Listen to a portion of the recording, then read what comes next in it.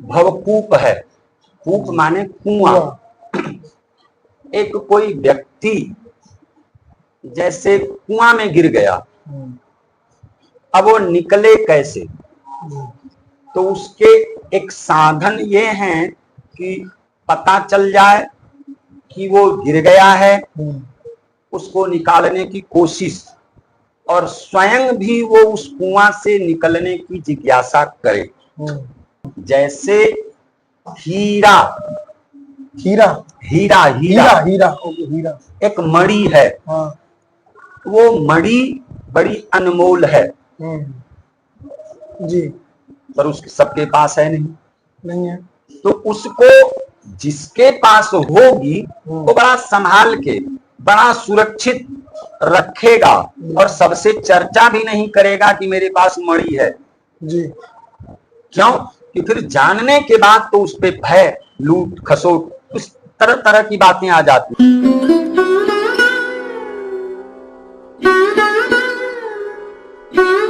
राधे राधे।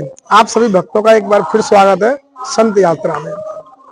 राधा रानी की असीम अनुकंपा है, संतों की चरण रज है, और आप सभी भाइयों बहनों का, सबका बहुत बहुत आभार है कि आप संत यात्रा को इतना प्रेम दे रहे हैं। और ये आपकी ही कृपा है कि हम लोग संतों की तरफ चलते हैं, लगातार उनके दर्शन आप लोगों को करा रहे हैं। आज मैं ब्रज के ही एक बुजुर्ग संत के दर्शन कराने वाला हूँ, जो महाराज जी भक्ति मार्ग पर चलने वाले साधकों के लिए बहुत ही गूढ़ रहस्य खोलते हैं, और आपको सुनने मात्र से ही आनंद आएगा, ऐसा मेरा विश्वास है। आप वीडियो को बिल्कुल भी स्किप ना करें। जैसे जैसे वीडियो बढ़ेगी वैसे वैसे आपका आनंद बढ़ता चला जाएगा, ऐसा मेरा विश्वास है।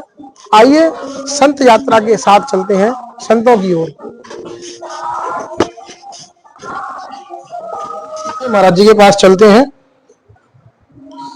धन्यवाद महाराज जी। जय श्री जय श्री राधे। जय श्री राधे। ये महाराज जी की बड़ी कृपा है हमारे ऊपर कि महाराज जी हमको बार बार समय दे रहे हैं। संतों का समय अमूल्य रहता है, और फिर भी महाराज जी इतनी कृपा कर रहे हैं कि हम जैसे साधारण मनुष्य को बार बार समय देते हैं। महाराज जी कोटि कोटि प्रणाम इसके लिए महाराज जी, जो आप इतना समय हमको अनुग्रहित करने के लिए देते हैं। देखो, वेद, रामायण, गीता,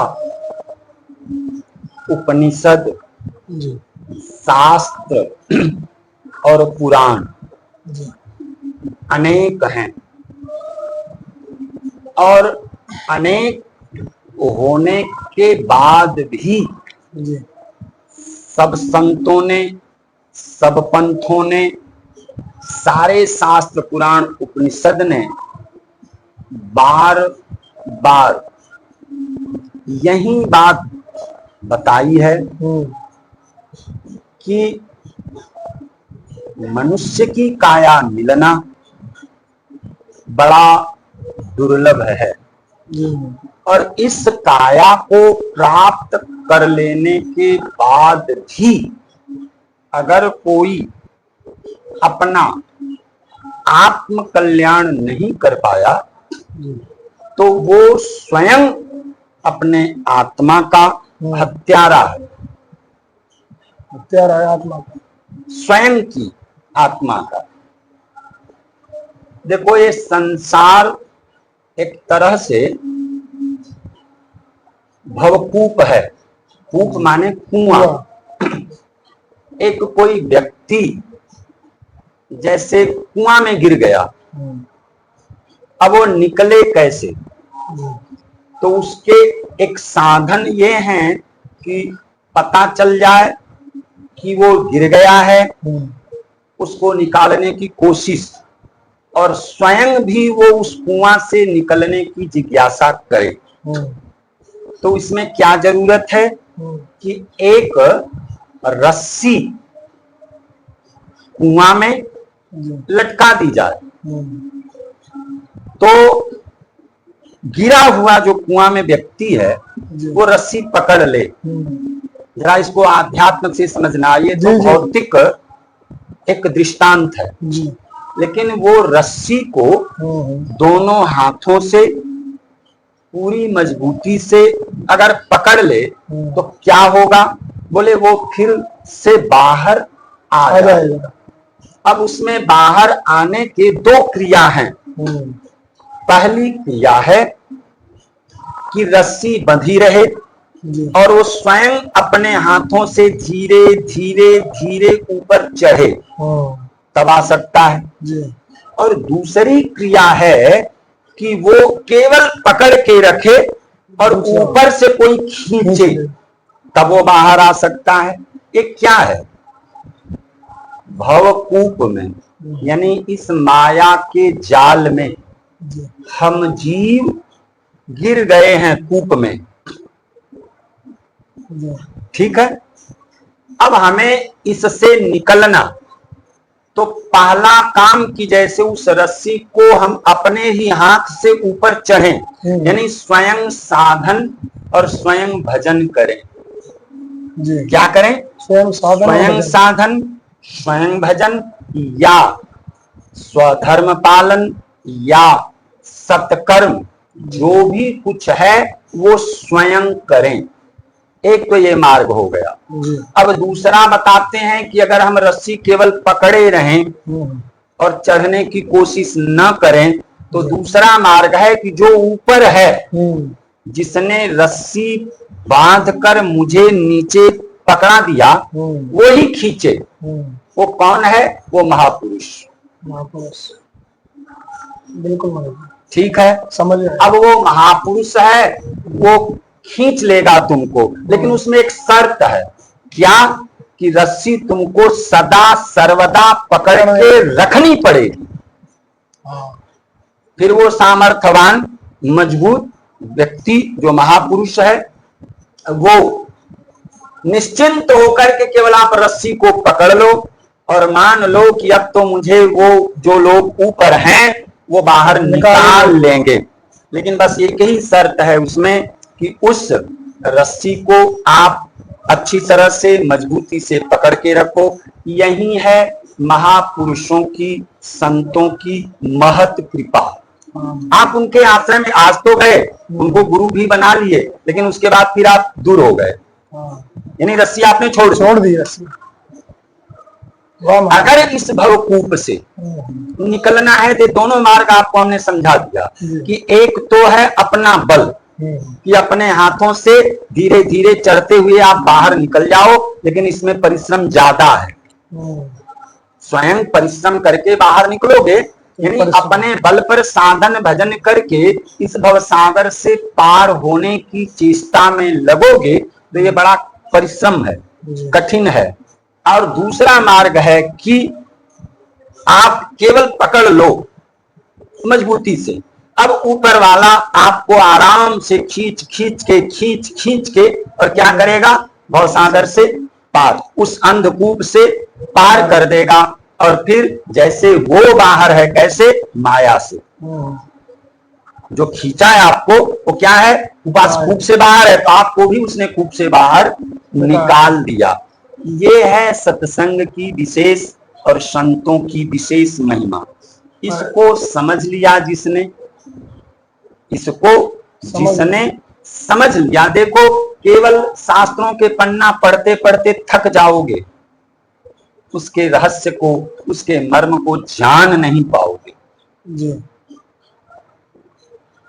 महाराज जी, इसमें एक छोटा सा प्रश्न आता है, जो आपने अभी जो वृतांत बताया है कि भगवान ही सब लोग भगवान के बनाए हुए हैं, भगवान ने इस सृष्टि को रचा है, तो ये माया भी भगवान ने रची है। तो जब हर चीज भगवान की सुंदर है, तो माया गलत कैसे हुई? सब संत बोलते हैं कि इस माया से बाहर निकलना है, माया से बाहर निकलना है, तो माया कैसे गलत हुई महाराज जी? ये जानना। असल क्या है कि भगवान अगर इतना अपने को आसान और सुलभ बना दें, जैसे हीरा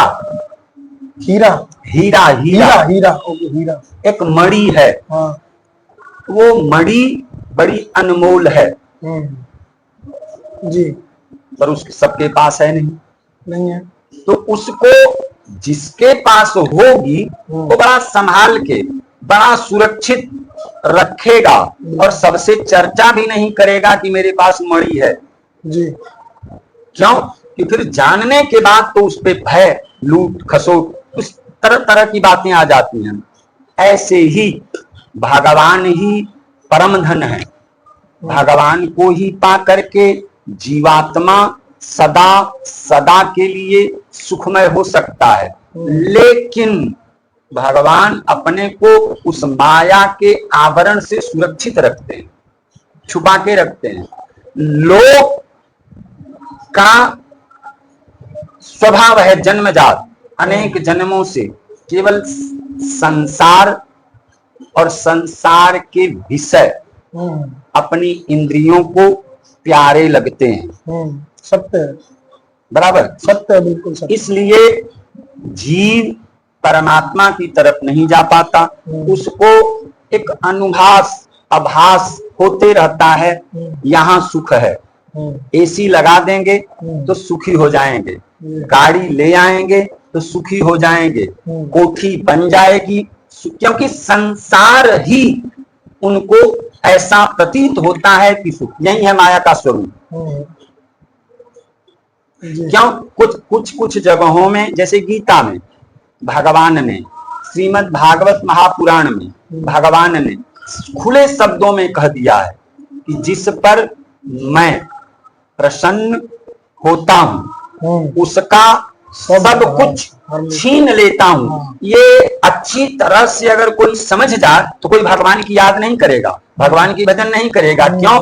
कि हर व्यक्ति को बढ़िया पलंग, बढ़िया एसी, और वो बोलते हैं सब कुछ छीन लूंगा। अब देखो महापुरुषों का चरित्र, सूखे पत्ते खा रहे, घने जंगल में, धूप में, बर्फ में, बारिश में खुले तप रहे हैं। ये कोई शारीरिक सुख है इनको? इंद्रियों का कोई सुख है? लेकिन उनको क्या चाहिए? केवल परमात्मा, केवल परमात्मा। क्यों? कि उनको ये संसार के विषय बार बार सेवन करते करते अनुभव हो चुका है कि ये हमें सुख नहीं देंगे। सुख तो केवल और केवल भगवान के शरण में ही प्राप्त होगा।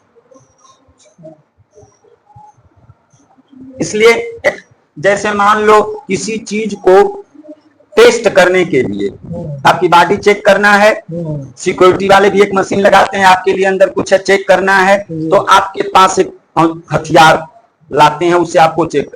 ठीक इसी तरह से भगवान ने अपने पास आने की योग्यता के लिए माया को लगा रखा है।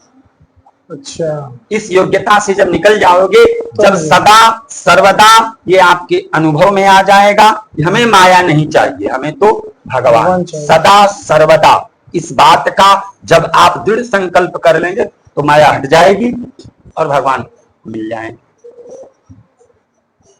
अन्यथा बार बार वो देखते रहते हैं कि किसको संसार चाहिए और किसको भगवान।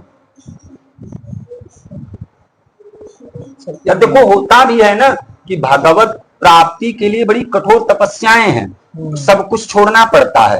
और आदमी को एक दिन भूखा रहना, एक दिन धूप में रहना, एक दिन आंसू बहाना, चिंतन, ये नहीं हो पाता। समझ गए? ये है रहस्य। ठीक है महाराज जी, तो आप सभी के प्रश्नों के उत्तर लगभग महाराज जी ने कवर कर लिए हैं। तो मिलते हैं ऐसे ही दुर्लभ संत दर्शन के साथ, सिर्फ संत यात्रा पर। ठीक है महाराज जी, धन्यवाद। जय हो।